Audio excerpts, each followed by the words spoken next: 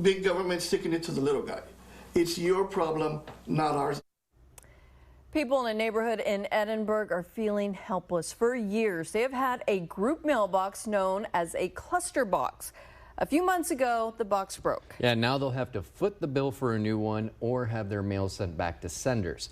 Here's Channel 5's Lily Celeste. Rick Ramirez has lived in this Edinburg neighborhood for 30 years.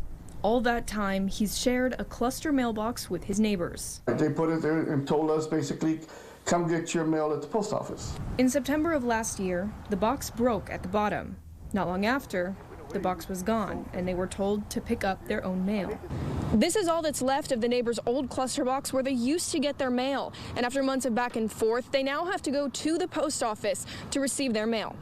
The post office isn't too far, but Ramirez says the distance isn't the problem. The issue is the standing in line, the waiting. Right. Not to mention we're waiting on W-2 forms, credit cards. When neighbors contacted USPS, the agency responded with this letter. It said maintenance and a replacement was their responsibility. We reached out as well and were told the same thing. But residents can't just buy any cluster box. Before you have it delivered, they have to approve it, the Postal Service, and we have to install it.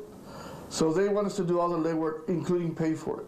We found the average cost for an approved box like theirs was $1,500, which breaks down to each resident paying $150.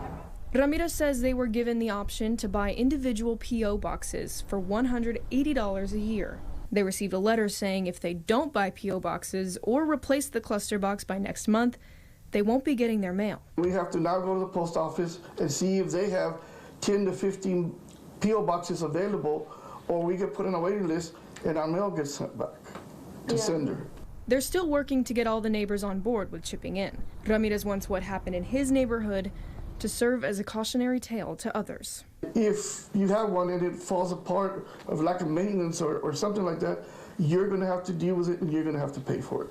In Edinburg, Lily Celeste, Channel 5 News at 10.